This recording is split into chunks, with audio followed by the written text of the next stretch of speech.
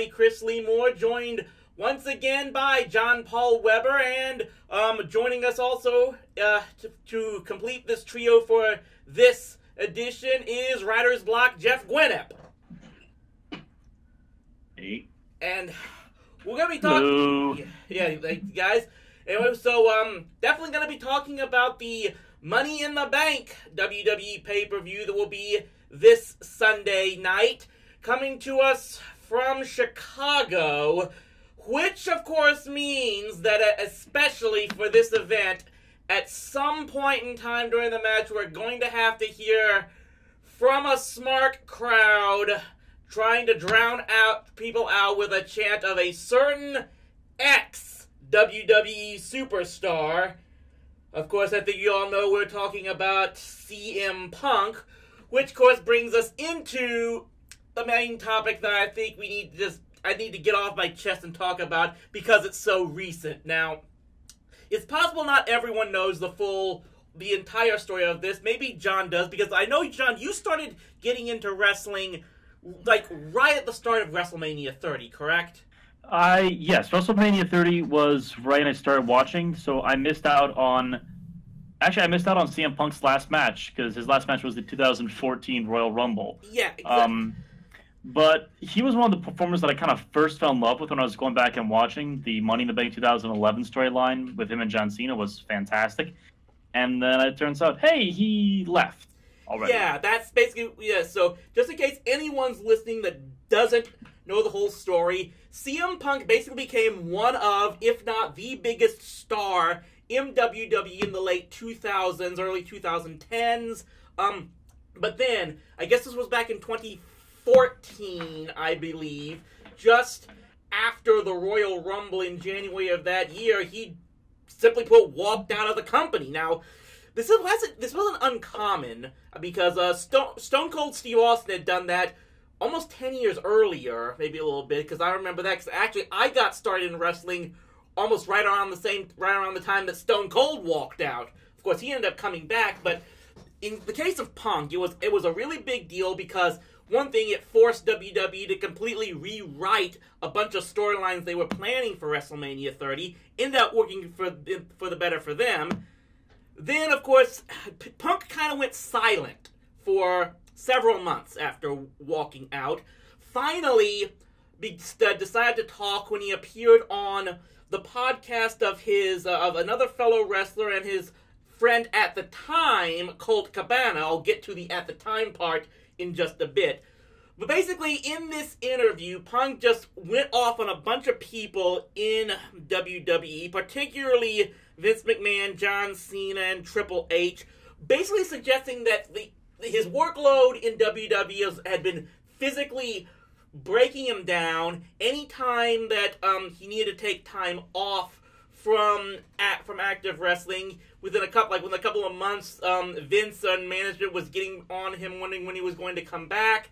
He talked about how one of his biggest issues was that even though he had become one of the top stars, it looked like he was never going to get in the main event at a WrestleMania, which is supposedly what he wanted more than anything else. And he brought up this issue about how he was suffering from what ultimately turned out to be a major staph infection that was horribly misdiagnosed by company doctors, and he did not find out about it until after he departed. And then, of course, culminating with the fact that he basically claims that WWE finally did officially fire him, making sure his termination papers were sent to him on his wedding day.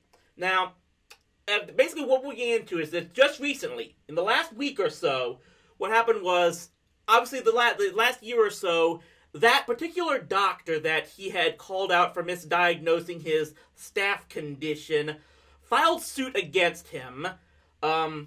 Ultimately, I think that the suit was actually filed against both him and Cabana, which may have made things even more uncomfortable for him, because we'll talk to you about what happened between him and Cabana and other people in just a bit, because that's the main topic of what I'm getting here. But just continue building up. Just in the last week, a jury did rule in favor of Punk say he was not liable for any defamation of character or whatever exactly it was that the doctor had charged him with. This happened just a few days before his second fight in UFC, which he had started into a couple of years earlier. He ended up losing that fight just like he had lost his previous one. I've gotten mixed views on I've heard mixed results about that fight. Basically, people are praising Punk for the fact that he lasted the entire 3 rounds this time when he got, after getting dropped in like 16 seconds the first time. There's still other fight experts that are basically saying that it was a terrible fight from an aesthetic perspective either way. Even Dana White, who's basically in charge of UFC, has started to suggest that it's time for Punk to move on, so to speak. But the big issue, and this is what I'm getting into, why this is what basically told me that I needed to talk about this more than anything else, was like almost right after the fight, we got there were another one of Punk's apparently former friends and current WWE announcer Corey Graves chose to post some rather incendiary comments on Twitter that I've actually got them right here. Like, the first one he said was, "Maybe abandoning everybody who stood by your side even when we weren't supposed to, only to have you turn your back on us wasn't the right move after all. No anger, only sadness." This gets followed up with him saying, "Aw, seems the fans are disappointed. Maybe you guys should know that dude held my first son before I did because I was on tour and I trusted him. I had dinner with him the week after he quit." And then followed with, "The first rule of punk rock is loyalty, and this guy betrayed it all. I still love you, friend, and I'm sorry you got lost." I think this might be the first time you may have heard these up front, John. That's correct. Just as you were reading them out loud, I actually pulled up a transcript on them on, of all places, Forbes.com. Yeah, I've got the same article up right now here. You would not expect to see WWE Twitter feuds on Forbes of all places, but I don't quite understand what Corey's intention here was, because I can't imagine that WWE higher-ups, unless they're going to start trying to bring Punk back, which for a huge number of reasons I wouldn't want. Yeah, I'll definitely talk about that in a moment. Yeah. It basically, carry on. It looks like this is basically, I don't think Corey is acting on WWE's behalf here. I think this is completely his own doing, and Jeff, feel free to jump in at any time if you're still here, of course. Mm-hmm. Yeah. Chris, you're on a roll. I'm letting you go until you. Yeah. I'm sorry. I can ramble at times, and I apologize for that. I just hope everyone knows that I don't. I'm trying not. Yeah, I apologize. But yeah. So yeah, definitely everyone's still here. I don't abandon my guys. Let's just put it that way, so to speak. Sometimes I just get on a tangent. But basically, it seems like what Corey is trying to reveal is, what he basically has said in these last couple of days is that Punk has essentially cut off from his life every single person still associated with WWE or even wrestling in general. It's like he's really turned this whole thing into a whole you're with me or against me thing.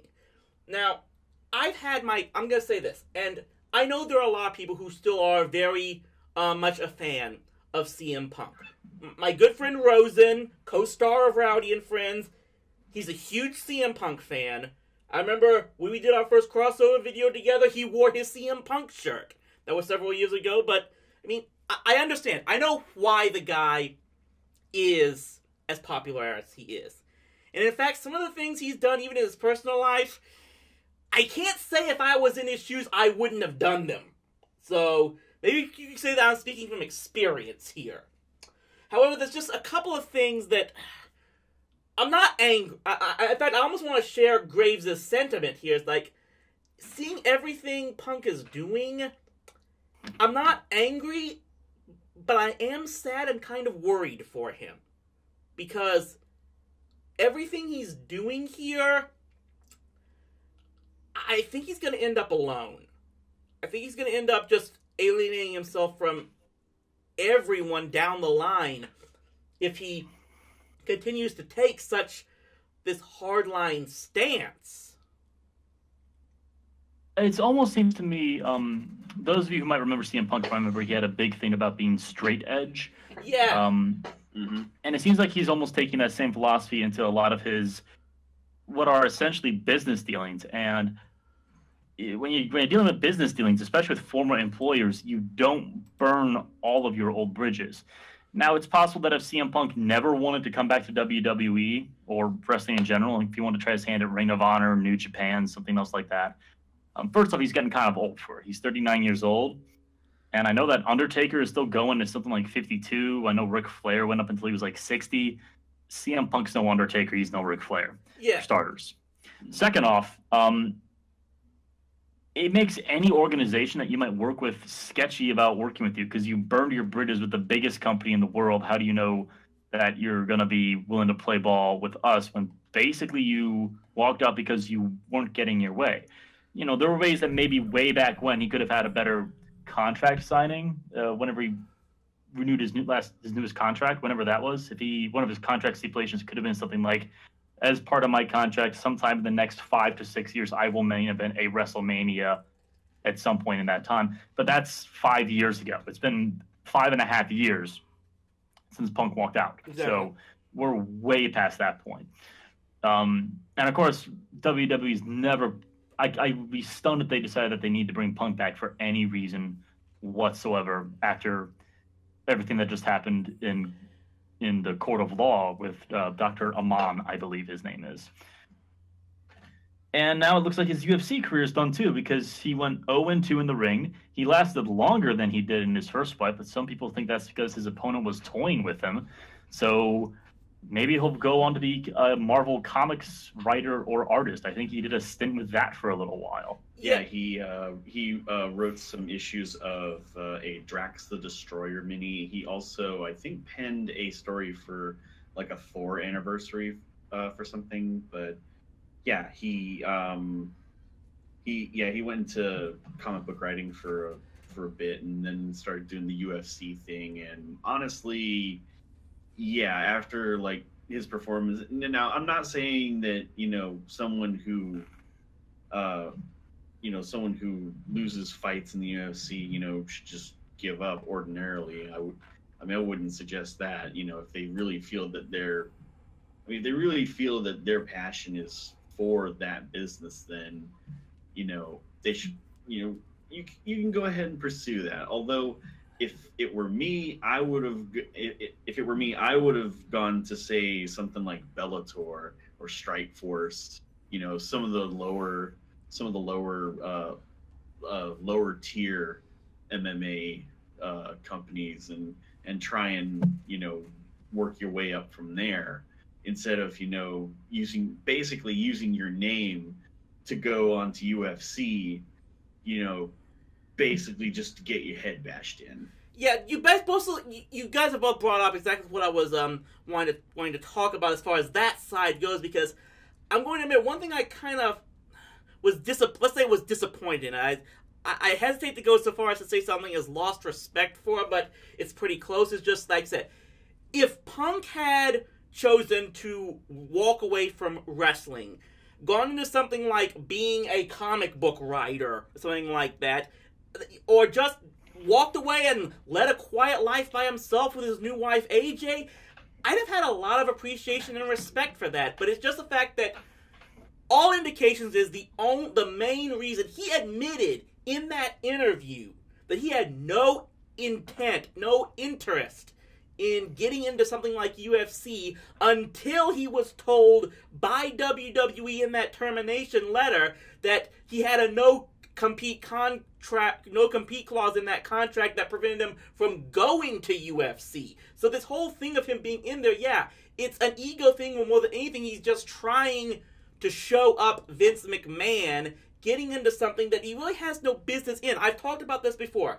This is one of the reasons why, you know what, if people think that he has the right to go into UFC, I don't want to hear those same people complain about someone like Ronda Rousey getting into WWE, because that goes back to what I've said.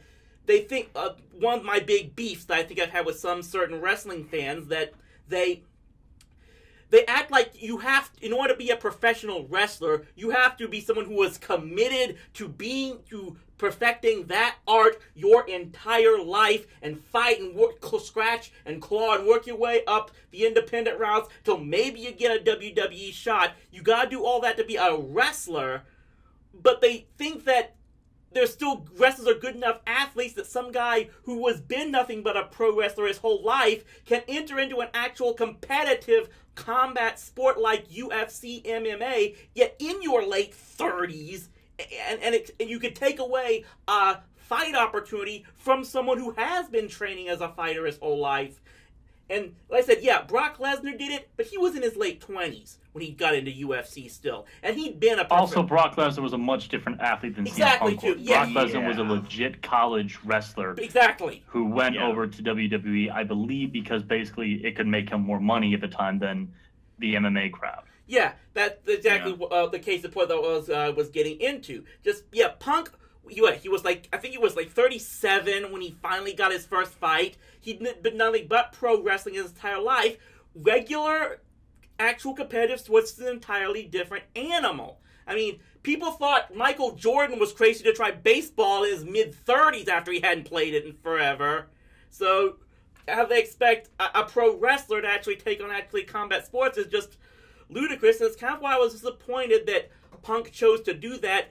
Yeah, and you said it. He didn't even try to build himself up into the smaller ranks, in the smaller divisions of MMA. He had to grab the money and the notoriety of being on the big boy stage automatically. And that's why I'm shocked that a fighter. I guess that's hopefully the better way to do it. That someone toyed with him in a fight instead of just outright trying to kill him. Because I'm pretty sure all those other smaller fighters he would have gone against, were very upset that he was in there, trying to think he can just walk in on their territory of something they've done for years.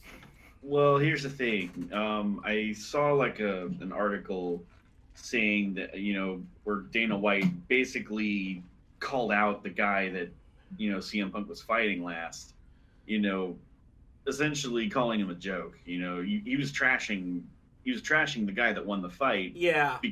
Because he didn't, win the fight, because he was toying with him, because he wasn't taking it seriously, which, I mean, it's one of those things where he just like, he made a decision. I mean, it's kind of a poor decision, really. Just stop the fight. Yeah. I mean, it was clear. It seemed clear by like the second round and like the middle of the second round and on that Punk was pretty much done. Yeah. But he kept reminds me of a couple of fights that Muhammad Ali had in his early career, where he basically toyed with opponents because they refused to call him by his new name. They still called him Cassius Clay, and he basically just intentionally toyed with them instead of just knocking them out when he could have. Difference being that Muhammad Ali, exactly won. Yeah. But anyway, but here's why I get into the real uncomfortable territory here, because I think that, I hear what Corey Graves is saying, basically saying that Punk is putting up this wall, so to speak. That gets me thinking about things like, of course, you all know that, his wife AJ Lee did leave wrestling short, about a few months after they got married, like right after WrestleMania 31, I believe it was. And now this makes me wonder, was it really all her decision? Was she putting it in a position where she had to choose between, where her own husband basically told her, you have to choose between me or your career? Okay, you're getting, going too far. I hope not. I hope not. I hope not. That's a line, man. Maybe. Look, I'm sorry. It's something I figure I had to bring up. I hope it's not true. I hope it isn't. It's just AJ leaving WWE. I have to imagine was, she could have stayed if she wanted to, but I do have to imagine that, the relationship, if she continued, let's say that AJ Lee was still in WWE to this day, 5 years after Punk walked out, 4 years after the podcast dropped, and a week after this trial with Dr. Amon is wrapped up. Any booking decision that will revolve around AJ Lee, any contract negotiation, neither party can fully trust or really get behind either one. AJ Lee couldn't really, fully, I suspect, believe in WWE having her back. They'd be wondering if every poor booking decision that she had to go through was a slight at her husband. And WWE won't want to trust her because she's married to the guy who put egg all over their face.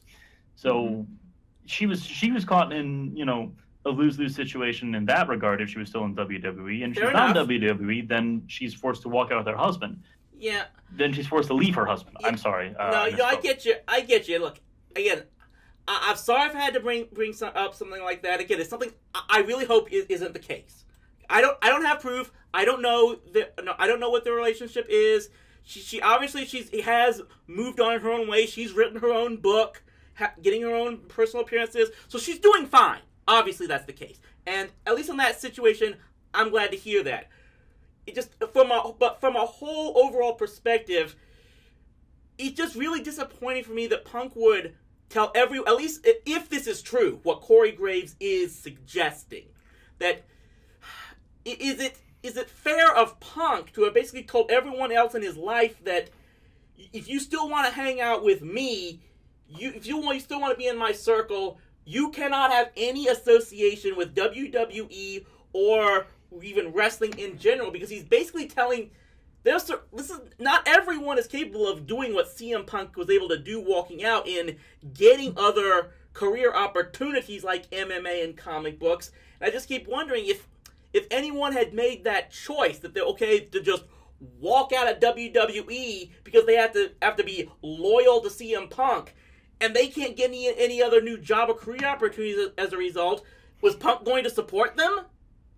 That's it. I think he's just put a lot of people, if this is the case, in very uncomfortable situations where they wouldn't have any choice but to put their own livelihoods ahead of him.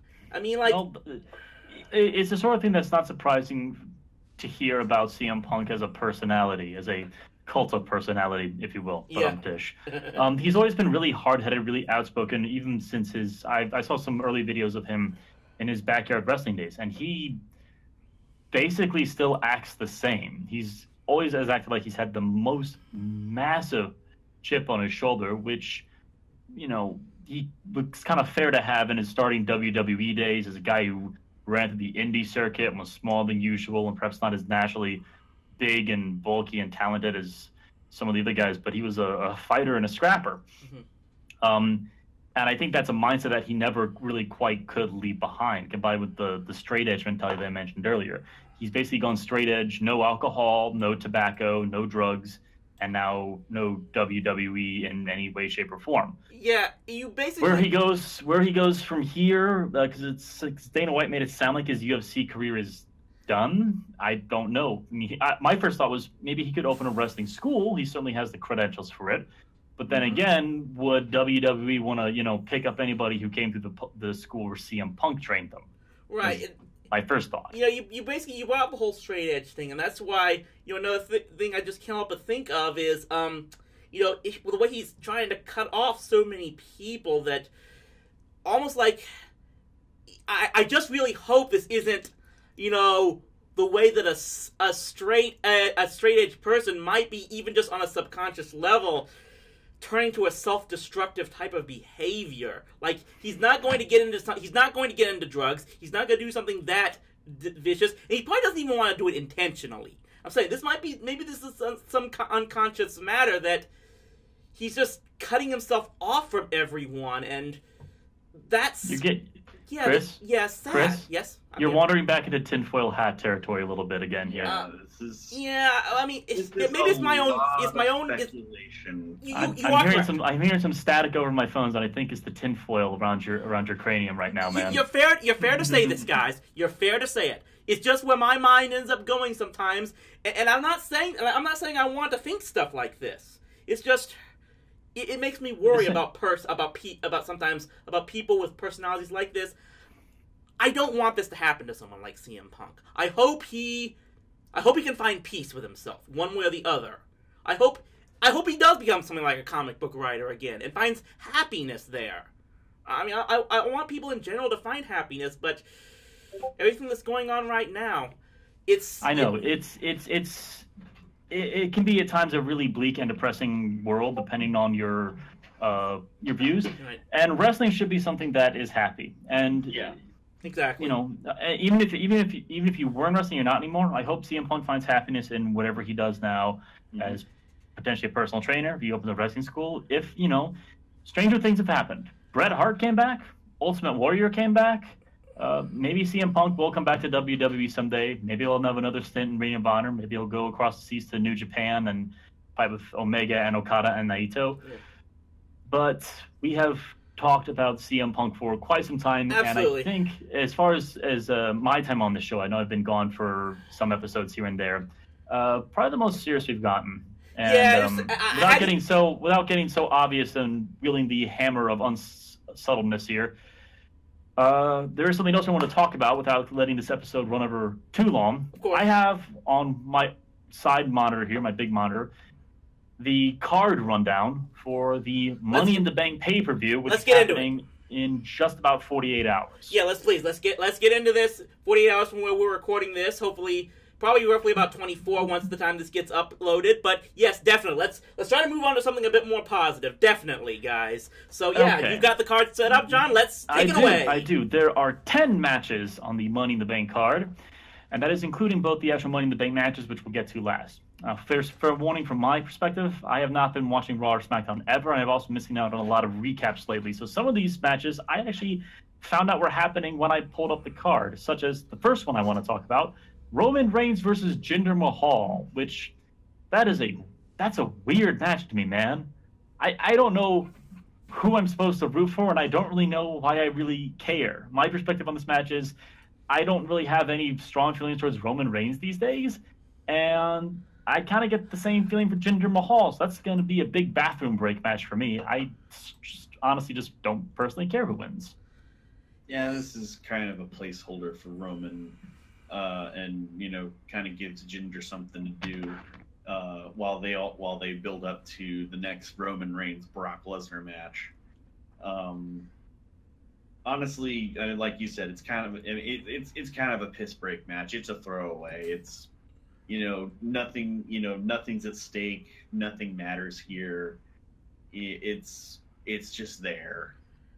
I will concede this is one position where especially on Roman's case, they're kind of in a holding pattern with him. I think because whatever reason it was that they chose not to put the title on Roman back around WrestleMania, I've heard multiple theories as to why they did it, if you really want to get into tinfoil hat territory. But just I think that if they do eventually plan to make him champion once again, it's like they've got a timetable planned, but at the moment they don't know what they're very lost on what to do with him as of right now up until that time period comes. So yeah, they're just throwing him into a match with Jinder. Probably doesn't help the fact that I'm surprised this isn't the case that Dean Ambrose isn't back yet. I mean, I didn't know what his timetable is on his recovery, but almost like I get the feeling that if he was back, they'd probably be doing something with the two of them more. But they're kind of lost with him right now. I don't think Dean's scheduled to come back until at the earliest SummerSlam. We'll have to wait and see on that. But yeah, I mean, I think I could be wrong, but that's what I've heard. I mean, I'm just gonna say that I think it's almost certainty that Roman will win this match. But yeah, even I'll say I'm willing to admit this one just kind of got thrown together to get two guys that WWE wants to be among its biggest stars in a match together and just be doing something, both of them. That's not a great philosophy for a match, so... Fair enough, yeah. I don't care who wins. Who do you guys hoping wins? And I get crickets. Yeah, that says a lot. This is probably. You know, I hate to bring this up. This is probably going to be the match where we get the Punk chants from the Chicago crowd. I'm going to make that prediction. Wrong. You're probably right. Yeah. Since Cena's not on the card anywhere, it's probably going to be the spiritual successor to Cena. Yeah. Ooh, I'm sorry, Roman. You don't deserve it. Moving on. To the other match, which, from what I've heard of the build-up, is probably the most cringeworthy storyline of 2018 so far. Bobby Lashley versus my boy, god damn it, what are they doing with you, Sami Zayn. Pardon my French. They've really kind of turned into the weird storyline that they're going with. I mean, first it started out with Sami Zayn complaining about, vertigo from being held up by Lashley. Then it turns into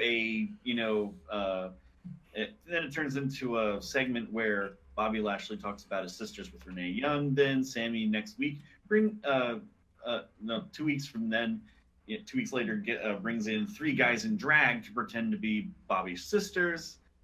And, after a couple more nonsense segments, weekly, you have an obstacle course, and it's just been really just bad segment after bad segment after bad segment. You're just hoping that it would just stop. I'm going full disclosure here. I'm going to admit I have not seen any of these segments because in recent weeks I've been torn back and forth. I've been trying to between watching Raw on Monday nights and watching Radio Dead Air because I'm now a major Patreon sponsor of them. I want to check to see what my shout-outs are doing on there. So I haven't seen those. Let me put it to you this way. You remember This Is Your Life, Bailey? Yeah. Oh, yes. That's worse. It's much like this. It's much like this. It's very comparable to this. And I like comic relief. I mean, I want to see... I always thought there's always a room for a Santino Marella type. But you're not wrong. You're absolutely not wrong there, which, speaking of, remind me to mention a certain possible return during the women's championship match. But there's a fine line to walk between comedy and something that's just awkward to sit through and cringy to sit through. Yeah. And from some backstage rumors that I've heard about Vince McMahon over the course of his career, Vince McMahon's sense of humor is questionable at times. So... Again, this is the sort of thing where I look at Sami Zayn. You know that longtime listeners of the show, as well as my co-hosts, will know that if I could book any heel in WWE, it would be, guys, fill in the blank for me. Heel? If you would make any heel? That would be Bray Wyatt. Sorry, it's been some time since I talked about this. On the face side of it, my boy that I would be the Paul Heyman for would be Sami Zayn. So again, it kills me to see Sami being used like this. I'm hoping for a Sami Zayn win. Yeah, well, here's hoping. I kind of think though it's basically going to depend on whether they want to actually do anything with Bobby Lashley down the road. If they do, I pick Lashley to win this thing. Yeah, probably. It's probably true. Yeah. The last match on the card that has no stipulation attached to it whatsoever is a singles match, a singles rematch between Daniel Bryan and Big Cass. They had this match at the last pay-per-view, Backlash, I believe it was. Mm-hmm. And everything that I heard about was that it was just kind of not great match, which is what I heard about Backlash in general. I actually, come to think about it, I didn't even see that. I'm watching most pay-per-views on a day or two delay, and I heard that Backlash was absolutely worth skipping. So I missed out on a lot of the fallout from this Backlash match. Basically, long story short, Daniel carried the match. Cass is not great in the ring, is he? Not really. He's still recovering from his injury. I will say he's getting a lot better with his promos. That's at least one thing that he's really improving in. So, yeah, I think in that case, maybe they want to give him one more shot with Bryan, just to see if Bryan can help carry him and get him to improve somewhat. It's gonna be interesting because if maybe I can almost see maybe them having Cass find a way to win this match if they're going to move him up on the card. I think this is another a match where I see who wins the match may go a long way in determining where creative plans to go with a certain member on the match. In this case, I think it's Cass. Whether or not he wins might make a big impact on whether they think they can continue to push him specifically, which I think they really want to do. I think they do as well, but at the same time, you look at his opponent, and do you really want to bring Daniel Bryan back from injury and then just have him basically cooling his jets for forever? It's not a great situation for either guy to be in, honestly. Bryan needs to still build his momentum and not cool off so much so that when he does get a push, it feels lukewarm and waited too long. But at the same time, Big Cass is 7 foot tall. I mean, you can't teach that, and that's a really imposing. That's a really great look. Unless this, here, I'll go ahead and make this wild prediction. Cass finds a way to win because a certain someone comes out and interferes to cost Bryan the match. Someone who wants to continue. Someone who wants to continue. Who you're thinking about. Someone who wants to continue to prove that he's still awesome. Okay, thank heaven. Oh God, I thought you were talking about Enzo Amore for some reason. No, Oh, I think this could be. I know, that's why I got scared for a moment, dude. I got scared for a moment about who was going to come to Big Cass's side. No, I think this match could be used as the spark to reignite the feud between Bryan and Miz to help ultimately set them up to face one another at SummerSlam. That's the prediction I'm making. That would be a good match. Mm-hmm. I'd be okay with that, honestly. I'd be okay with that. I'd be okay with Big Cass winning because of Miz interference. Yeah. If he's gonna win, it should be like Miz interference. I mean, other than that, there's no reason Bryan couldn't just kick his ass again. Right. Basically, I think what it boils down to for a lot of us is Cass should not win clean as a whistle. Fair enough. Yes, that is correct. Now we go on to the championship matches that we have here. The Battle of the Lookalikes, Battle of the Twins, Battle of the... I really am glad that they're wearing different ring attire for this match. For the Intercontinental Championship, Seth Rollins versus, not a CrossFit Jesus, Elias. Well, I like Seth. Yeah. I like Seth. I hope Seth just keeps on winning. I do too, but I would imagine if they wanted to do something with Elias and start getting him a bit more prestige around him winning makes sense too. I'm going to go ahead and say that probably Elias may end up winning this match, but for a different reason. Like I said, I want to keep, and it may be for a reason that hopefully you guys would like. I try to take the online rumors with a grain of salt. But if these rumors are correct, that they may be looking at Rollins being the next serious challenger to finally take the Universal title off Brock Lesnar, then taking the Intercontinental title off of Rollins may very well be the first step. So, if Rollins loses this match, I'm saying that it's almost a lock that he's going to face Lesnar at SummerSlam. That's a very good point. You're not wrong at all. Now, I very much thought they do this with Rollins, but remember a couple years ago when he was both dual WWE champion and U.S. champion? Yeah, but I liked it. There's a point that kind of wants to see the same thing with him being dual IC and Universal champion. I don't think that'd happen, but it'd be a nice set of photos to hold side by side. Yeah, I don't think they do it with him as a baby face. I don't really see that happening, but that's fair. We'll wait and see, because I do think that, but that and the fact that I do think that they are starting to see something with Elias that he may be worthy of pushing for something like an Intercontinental title run, and this may be the time where they pull the trigger on that. We'll see. He's been good recently, so I'd be okay with either one, but there's a part of me that still wants to see Seth hold on to it just a little longer, personally. Oh, yeah, totally understand. Yeah. Tag team action. The Bludgeon Brothers, Harper and Rowan, versus the leftover Bullet Club tag team guys, Gallows and Anderson. I would like the Bludgeon Brothers to just hang on. I'm a huge mark for the Wyatt family members in general, and they finally seem to have hit a decent stride where they're doing a good thing, so I'd like to see them keep that. Besides, I'm not really sure where the club will be going if they won the tag team titles. Yeah, I don't really see Gallows and Anderson being looked on as guys that creative sees as a serious push as champions at this exact time. So obviously the got situation with the Bludgeon Brothers where they are looking incredibly dominant. So it's going to have to take a group really special to eventually beat them and take those belts.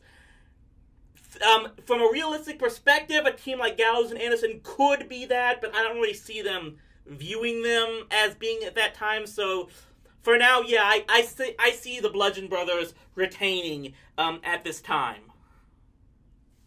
Yeah, I think Bludgeon Brothers retaining seems like the most logical step.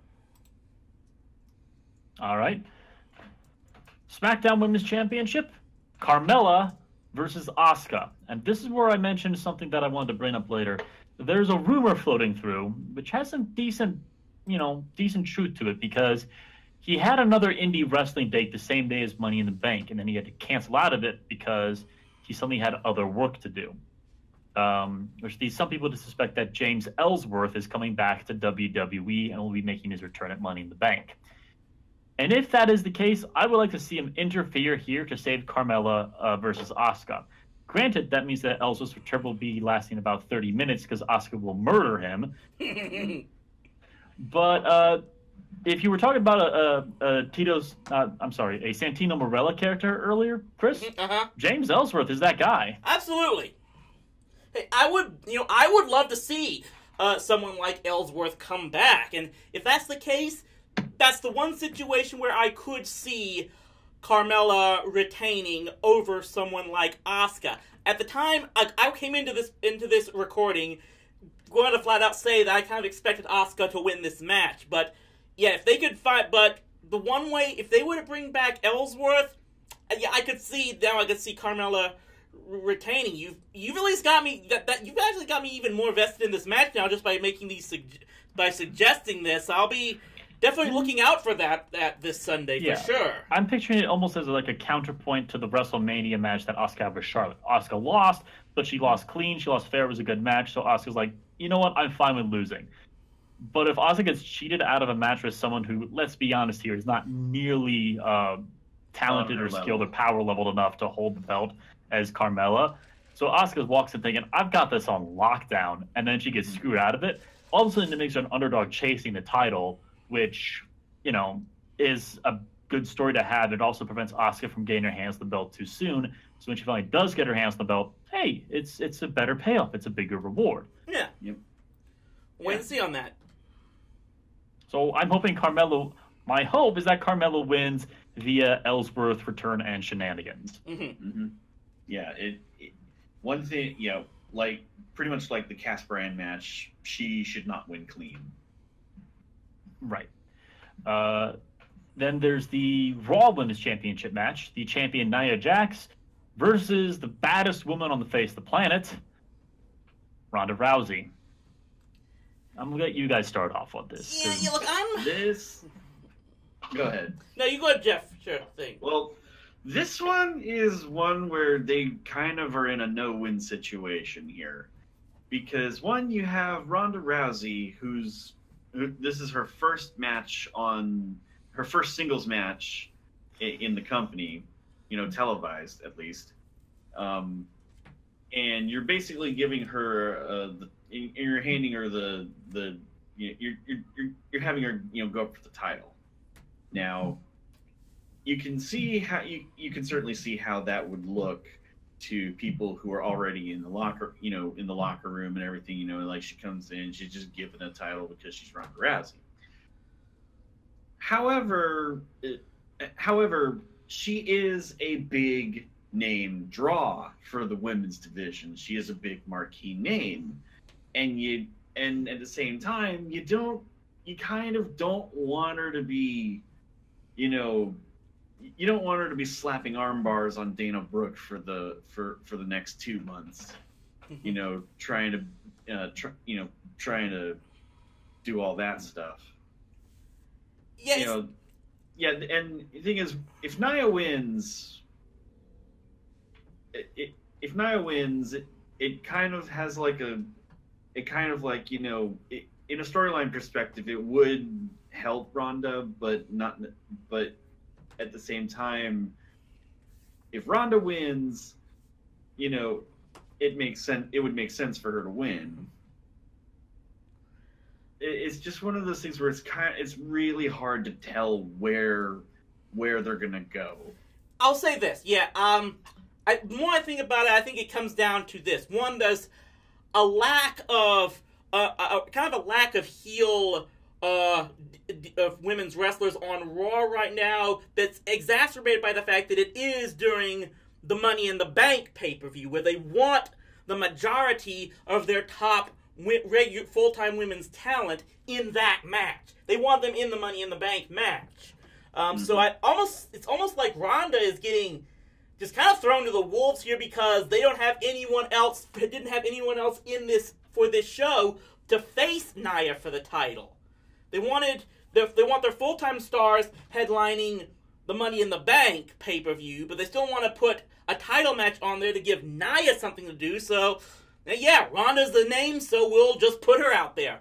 That's kind of one of the reasons. The thing is, I almost think Ronda will be better in the Money in the Bank match because it's much more justifiable if she loses because it's her first. It's not her first multi-man match, stupid me, but it's her first ladder match, and you could very easily have everybody else gang up on her because even if she is Ronda Rousey, Ronda can't take 6-on-1.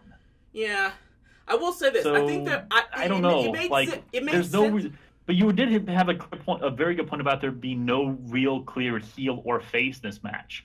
Nia's sort of a face, but she's also been a heel before. So, if anything, I would almost make them call an audible and have Nia just start healing it up for whatever reason in this match. Maybe she just gets desperate to hang on to her title and goes full heel on Rousey. I have another theory as to why they would put Rousey in this match and not her in the Money in the Bank match. I'll get into that when we finally get to that particular match. Okay. Jeff, did you have any thoughts, or are we moving on?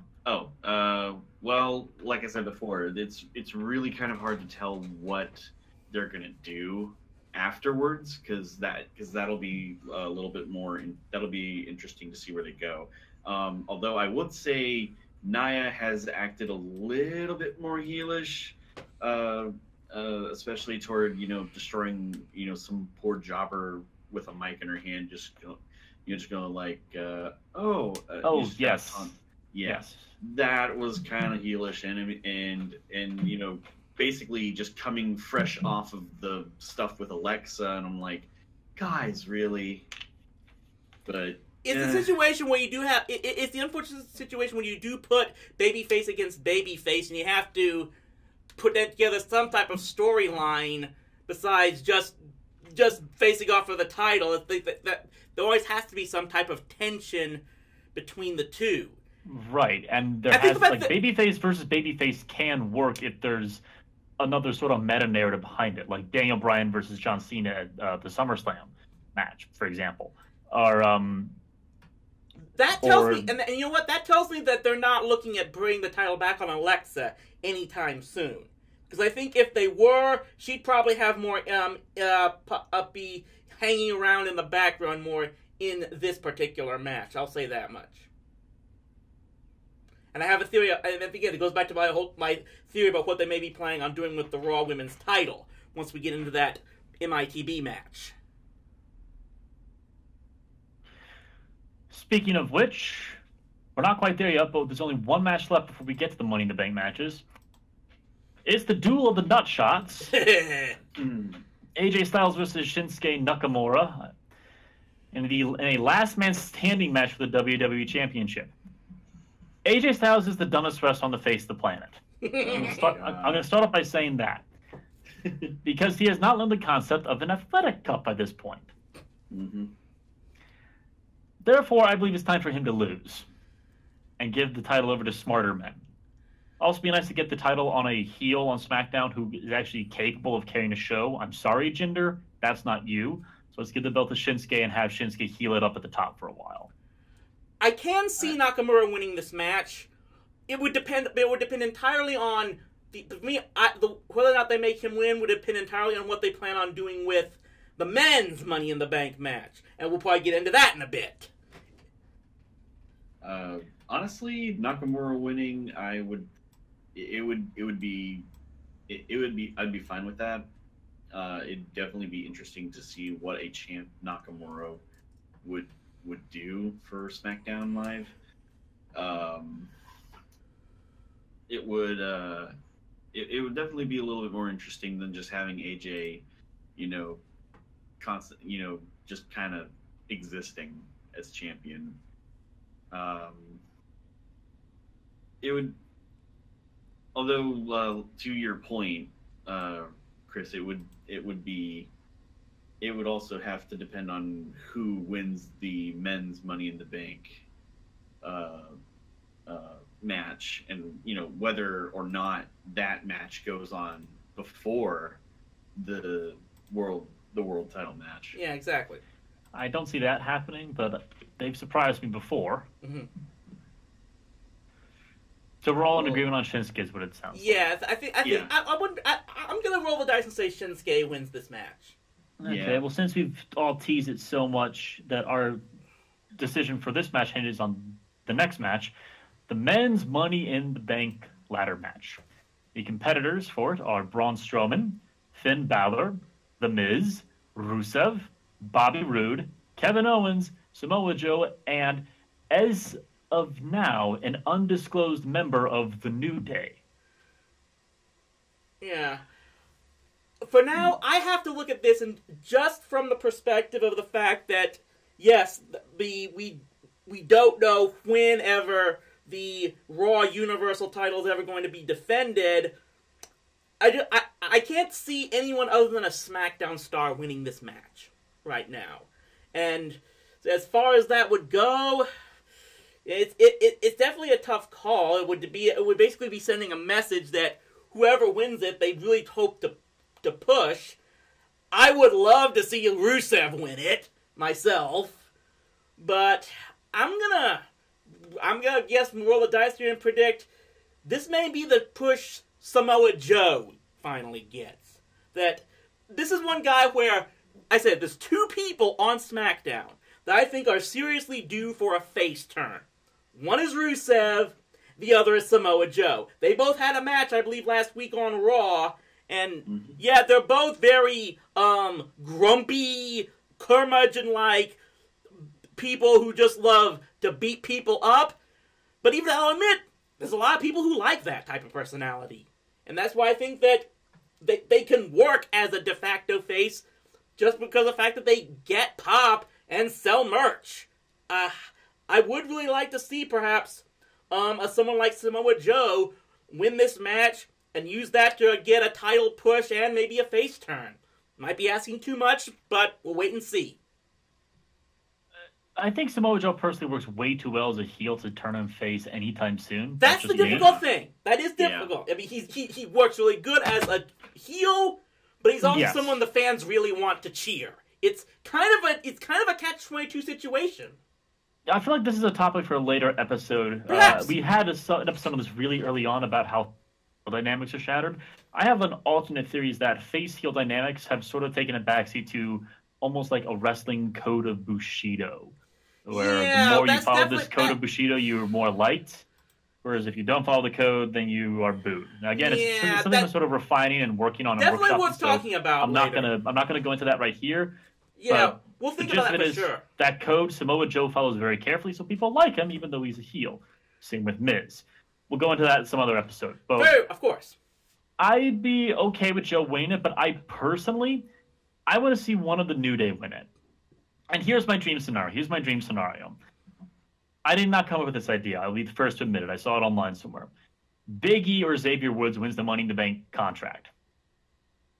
Come on later down the line, and there's a match happens, and then you hear the New Day's music after the match, and Big E with the New Day, he runs down to the ring. Big E's got the briefcase with him, and he stops, and then he hands the briefcase over to Kofi Kingston, who still has not been world champion after like 10, 12 years. And he gives his Money in the Bank shot to his buddy Kofi Kingston. So I kind of want one of the New Day to win it because I want Kofi to have that. I want that moment. There's definitely a lot of stuff you could do with the briefcase if the New Day wins it. I will admit that. So that alone, I could definitely be on board with whoever gets into this match, winning it for certain. That does sound like a very interesting way to go about it. Although for SmackDown, the safe pick is Rusev. I would say the safe pick's Rusev.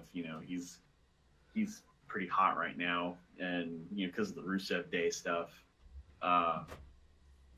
And like you said, I don't think they're gonna have a Money in the Bank thing to cash in on Brock a second time. So, honestly, I'm gonna go ahead and pick Rusev.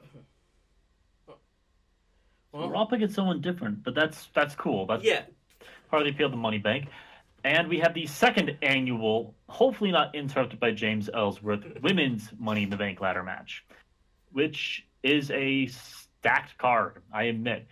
We've got the debuting for Money in the Bank Ember Moon. Dallas's own.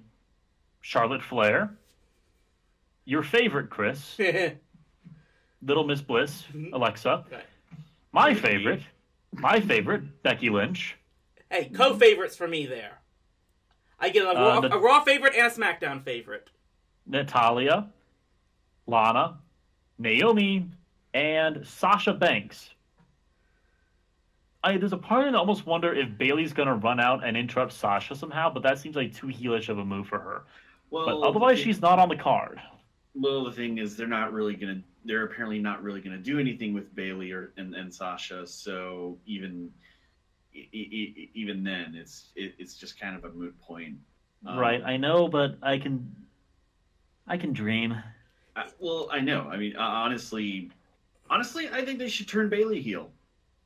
I'm just gonna say it. They should turn Bayley heel because because the expectation is for Sasha to turn heel. The thing is, we haven't really seen Bayley go to that dark place. We haven't seen her go to that, just channel that rage, that frustration. I'm expecting a Randy Orton reference at some point. Yeah, it's just... I'm going to admit this, guys. I looked back over at this card, and all that build-up I was talking to you about as to whether or not, what was going to happen with, like, with the titles and building up into who would win this match...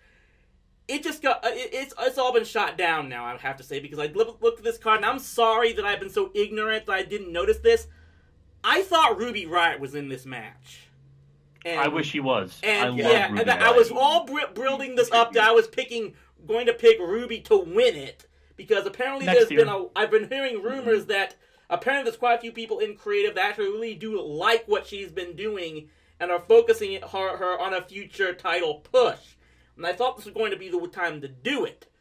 Now, honestly, there was a part of me that was really hoping she was going to win at Fastlane. I know that's stupid in retrospect, because that would suddenly make the WrestleMania match. That would have made the WrestleMania match Asuka versus Ruby Riott instead of Asuka versus Charlotte. But I like Ruby Riott. And I wish she was in this, but next year. Yeah. We talked about Bayley. We've talked about people who aren't in the match right now. Right. Yeah. And that's a difficult thing because, like I said, if my prediction of the men's comes true, at least from the fact of I expect a SmackDown star to win that match, then by default I would almost expect a Raw star to win the women's match. But as far as the four Raw women in this match, I'm really not sure who they might be trying to push for that. I mean, Ember Moon, I would love to see her just for the local push, I could say, on that. But she's still been so recently debuted, even after WrestleMania, I don't see that happening. Everyone else is a former women's champion in this on Raw. Alexa, Natalya, and Sasha. I almost make me wonder Now that you bring it up, here's something that just kind of came to me. Say Natalya wins. Say Natalya wins the Money in the Bank ladder match. Right. Say it's the first on the card and whatever. Right. Ronda Rousey and Nia Jax happens. Ronda, after a very hard fought match, lots of physicality. She's beat up, she's banged up. She beats Nia for the title. Natalya comes in. It's like Natalya comes in. Gives her a hug and everything like that. And then she goes, to the ring, pulls out the briefcase, brains Ronda with the briefcase, pins her, cashes in. Yeah, you set up the next storyline. I will say this: that this is why one of the reasons why I think Money in the Bank is at least one of the more anticipated pay-per-views, because it all depends on how the matches are scheduled and stuff to really set up what's going to happen at what point in time with whoever wins these contracts and what they're going to do with them. It is some of the most what's going to happen situation, at least the best they're doing at this time. It gets people thinking. Mm-hmm. True. This is the same sort of, almost like the same sort of stuff that goes into the Royal Rumble. And, yeah, but that was just really difficult for me to pick a winner in this thing, just because I think there's only two non-champions in this match, Ember and Lana. And I'm really not seeing either one of them as being a significant push at this particular time. Well, no. I think we can all agree Lana's not winning. Yeah, I'm also going to just say I'll just say it's either going to be Sasha or Becky at this point. I guess either. Yeah, or. You're probably right. Sasha or Becky probably. I wouldn't be. Yeah, I'd be stunned if Lana gets it, because to me, Lana is a lot like Carmella, but even more so. Decent charisma, not fantastic charisma, but decent charisma, but not really all that noteworthy in the ring whatsoever. Mm-hmm. And I'm being kind to Lana there, okay? I'm being kind to her, which is kind of a lot of what Carmella's appeal holding the briefcase was. So I don't think they're going to go with the same character archetype 2 years in a row. Yeah, especially since they kind of, I think they kind of lost what they were going to do with Carmella, because I still maintain last year the original plan was for Carmella to cash in that night. And then they pushed a panic button and scrapped it at the very last minute because of all of Twitter blowing up on the way that Money in the Bank match ended, and someone just panicked, and they didn't know what to do after that, which is why they eventually let go of Ellsworth, and Carmella kind of ended up in a holding pattern for several months despite holding that briefcase. Maybe you might be going a little tinfoil hat again there. Perhaps. Real comfortable up there on your head. But that's just my own theories. But at the very least, it's worth watching. I think it's going to be compelling to look into. Absolutely, that's for sure. So that's our rundown There's lots of interesting story opportunities there, and I hope that it all lives up to the potential that is put on the table. So yeah, that's our rundown for the Money in the Bank pay-per-view event, which will be this Sunday on the WWE Network. Definitely want to thank both of my colleagues, not just for able to go through this rundown, but also going through, obviously what was a very touchy subject about CM Punk. Just if anyone's still a fan of him out there, I still say, I do wish for him the absolute best in the rest of his life. I really want to see as many people as possible try to live their lives as best as they can. I really wish for the best for him. So, for Jeff Gwinnett and for John Weber, this is Chris Lee Moore saying thanks once again for listening to the Rasslin Roundup. We'll see you next time a WWE pay-per-view comes around. We've got definitely a bunch of good story ideas to talk about in future podcast episodes that both myself and my tag team partner have come up with. I'm definitely going to try to push them as soon as we can. Until next time, then, stay rowdy, my friends. Backstreet in LGA. Backstreet in the whole USA.